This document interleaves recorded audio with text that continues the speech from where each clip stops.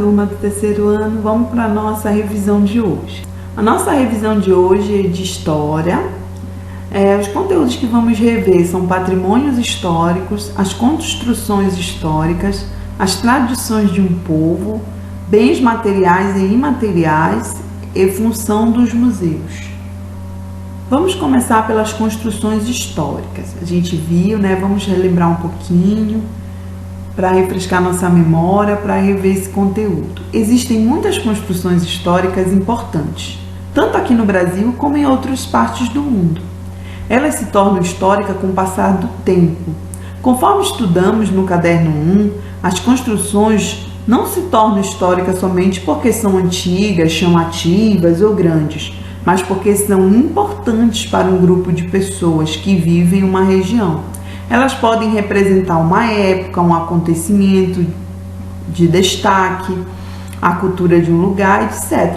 Por essa razão, afirmamos que essas construções fazem parte da identidade de um povo, ou seja, das suas características próprias do seu estilo de vida.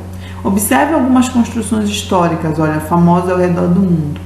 Tem várias, aqui temos 2 exemplos, esse aí do Mosteiro, em Lisboa, esse outro aqui na cidade de Palenque.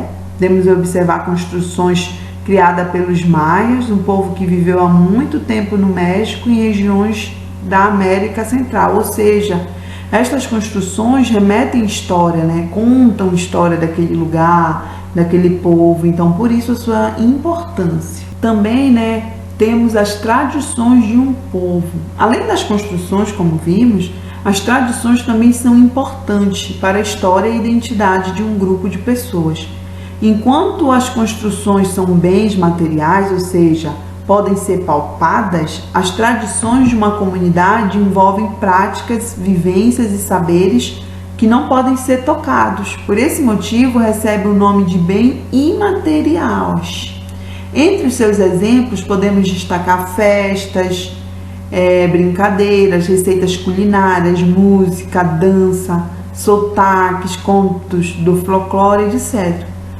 Conheça algumas tradições que representam a identidade de povo ou lugares variados do planeta. Todos os lugares, nossa região, aqui temos a nossa história, nossas músicas, nossa culinária, nossas danças, brincadeiras, contos de folclore. Então, cada lugar do mundo tem as suas tradições, aquilo que foi construído ao longo da história daquele povo. Tombar para preservar. Vamos saber a importância. Você percebeu que existem construções e tradições históricas, em vários lugares do mundo. Isso ocorre porque esses elementos são importantes para a identidade das sociedades humanas. Você também pode encontrar bens históricos no lugar em que você vive, como eu falei, que temos uma casa, uma escola, uma biblioteca, um antigo templo, um edifício do governo, um museu, entre outros prédios. Podem se tornar construções históricas. Nesse sentido, é possível que o lugar em que você vive tenha uma grande diversidade de tradições históricas, como festas locais, danças, brincadeiras antigas, música, lendas, modos de criar um objeto, etc. Quando um bem material ou imaterial ocupa um lugar especial na memória de muita gente, as pessoas pedem o seu tombamento para que ele não seja esquecido ou destruído. Nesse caso, tombar não significa cair ou derrubar, mas garantir que um bem histórico seja preservado e respeitado, transformando-se em patrimônio.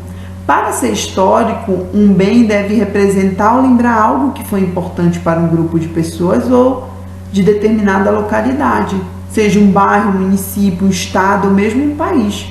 E por esse motivo que essas construções e tradições são também chamadas de patrimônios históricos. E para isso, aqui no Brasil existe uma instituição do governo responsável por tombar os patrimônios históricos nacionais. Ele se chama Instituto do Patrimônio Histórico Artístico Nacional, o IPHAN. Desde que foi criado em 1937, essa instituição já tombou milhares de construções e tradições do nosso país. Aqui temos o teatro lá em Manaus, aqui que fica no norte, e foi tombado justamente para preservar essa história. Mas como vimos, não são só construções, existe também, né, os bens imateriais ou materiais de um povo. Na imagem A, como eu mostrei, né, é a construção histórica tombada pelo IPHAN, que é o Teatro do Amazonas, né, localizado em Manaus, como eu falei, na capital de Amazonas. Na imagem B, um bem imaterial, também preservado por este instituto. O modo de fazer panelas de barro de uma comunidade de Vitória, capital do estado do Espírito Santo, como você pode observar aqui. Agora vamos relembrar um pouquinho sobre a origem dos museus, né, a importância deles, para que eles servem, qual a função. Você sabe que os museus têm esse nome por causa de uma lenda da Grécia, né, a gente já viu antiga. Há milênios, os gregos acreditavam que a capacidade de inventar obras de arte existia nas pessoas que recebiam a influência das deusas das artes, chamadas de musas.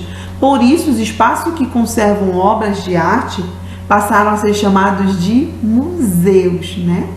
De maneira simples, podemos definir o museu como uma instituição aberta ao público e que preserva a pesquisa e expõe bens variados, como obras de arte, objetos e outros elementos.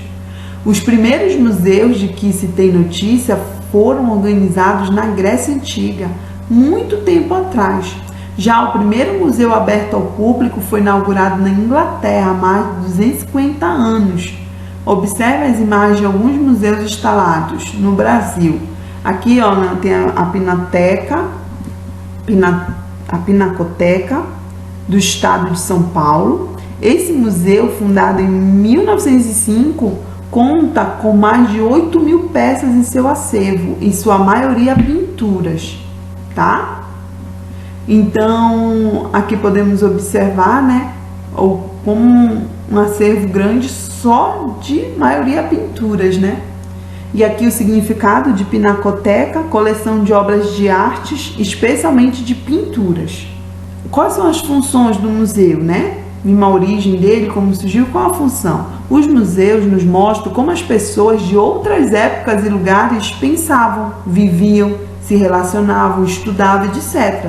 Todo museu colabora com a preservação da história de um lugar, de um povo, de uma época. Essas são as principais funções do museu. Os objetos guardados em museus também podem ser usados em pesquisas, fotografias, móveis, roupas, objetos pessoais, diários, cartas, jornais, revistas antigas e livros raros são documentos que podem ser pesquisados. O museu de um espaço de preservação da memória e é também um lugar onde os bens ali guardados nos contam histórias, né? Uma arma antiga, um sapato, um chapéu, um guarda-chuva, um rádio, até mesmo um brinquedo pode ser exposto para nos contar a história de determinada época. Muito legal, né? Sabermos as histórias dos nossos antepassados, como viveram, né? As pessoas que viveram muito tempo antes de nós aqui nesse planeta. Construído em 1869, o Museu Americano de História Natural em Nova York, nos Estados Unidos, tem um acervo com vários animais que viveram no passado. Suas mais famosas atrações é um gigantesco esqueleto de tiranossauro, um dinossauro que habitava a América do Norte há milhões de anos, está lá exposto. Que bonito, né? Deve ser maravilhoso ver isso, né? Poder ter esse contato, né, com o nosso passado e conhecer mais sobre a história do nosso povo, né, ou de outros povos. Aqui também temos, né, um passeio pelas bibliotecas. Lembra que a gente estudou sobre bibliotecas pelo mundo, no Brasil? As bibliotecas fazem parte das construções criadas pelo ser humano. Elas existem desde que o ser humano começou a escrever e, portanto, também possui suas próprias histórias. Observe algumas bibliotecas existentes em várias partes do mundo, como você pode observar aqui, né? Uma na cidade do México, essa é imensa. Outra, né, criada, olha, uma biblioteca comunitária lá na África. Aqui para saber melhor, né, como ocorreu a biblioteca, como é que pôde chegar, né? Foi justamente desde a invenção da escrita há milênios Diferentes povos produziam texto para registrar diferentes informações, né? No Egito Antigo, as pessoas começaram a usar uma planta chamada papiro, que cresce às margens do rio Nilo, para criar um material parecido com papel, para escrever e registrar informações. Então, os egípcios descobriram, né, esse material chamado de papiro. Era uma planta que dava para escrever nela, muito parecida com papel, mas não era o papel, viu? Não foi eles que criaram o papel. Entretanto, não foram os egípcios, como eu falei, que inventaram o papel, mais parecido com o material que usamos hoje em dia. E sim os chineses. Atualmente, para fabricar a maior parte do papel, é usada a madeira de eucalipto, árvore nativa da Austrália, como você pode ver aí no exemplo, a árvore, né? E aonde uma fábrica onde está se produzindo, né, o papel. Então, né, a origem das bibliotecas. No passado, com o aumento do número de livros produzidos, né, com todo esse processo que eu mostrei para vocês, né, da criação, né, da descoberta do papel, foram se registrando, né, as informações, e aí, com o aumento de número de livros produzidos, foi necessário construir um lugar apropriado, né, para guardá-los. Esses locais onde os livros podem ficar seguros e protegidos ganharam o nome de bibliotecas. A palavra biblioteca vem do grego biblos, que significa livro, e teca, que significa coleção. Assim, biblioteca significa coleção de livros. As bibliotecas foram responsáveis por guardar diversos tipos de livros de várias épocas da história. Uma das mais famosas localiza-se no Egito, na cidade de Alexandria, como você pode ver aqui. Há mais de 2000 anos, a Biblioteca de Alexandria guardava um volume impressionante de textos antigos de vários autores e assuntos. Entretanto, quase todo esse material foi destruído em um grande incêndio. Muito tempo depois, o governo do Egito construiu uma nova e moderna biblioteca para Alexandria. Com o surgimento de novas tecnologias, foram criadas bibliotecas virtuais, nas quais milhares de livros ficam armazenados e podem ser encontrados por qualquer pessoa que tenha acesso à internet. Para ler esses livros, é necessário acessar os endereços eletrônicos dessas bibliotecas. Quer conhecer um exemplo desse tipo de biblioteca? Então acesse a Biblioteca Virtual Infantil da Universidade de Juiz de Fora no site. Aqui tem o endereço do site, né? Para você ver, hoje a tecnologia já não há mais só livro, mas tem os livros na internet, né? Disponível ali para quem quiser ler, baixar, né? Então, a importância, né? Também da nossa história guardada em livros, né? Porque por isso a necessidade de se escrever, porque para contar a história, para ensinar. Então, aí a origem das bibliotecas. Aqui, né, para mostrar para vocês, né, finalizando, não podíamos deixar de mostrar a maior biblioteca do Brasil, que ela fica localizada na cidade do Rio de Janeiro e é a maior biblioteca do país. No total, a biblioteca mantém em seu acervo mais de 10 milhões de itens, entre mapas, documentos, manuscritos, livros, jornais, revistas, discos, partituras, fotos e ilustrações. Tudo que se publica no Brasil, como livros, revistas, jornais, discos, DVDs, etc., precisa ter uma cópia na Biblioteca Nacional. É dessa forma que ela guarda e preserva a memória cultural do Brasil, como eu falei, né, anteriormente, a importância das bibliotecas. A Unesco, a Organização das Nações Unidas para a Educação e Ciência e a Cultura, considerou a Biblioteca Nacional como a 7ª maior biblioteca nacional do mundo e também a maior da América Latina.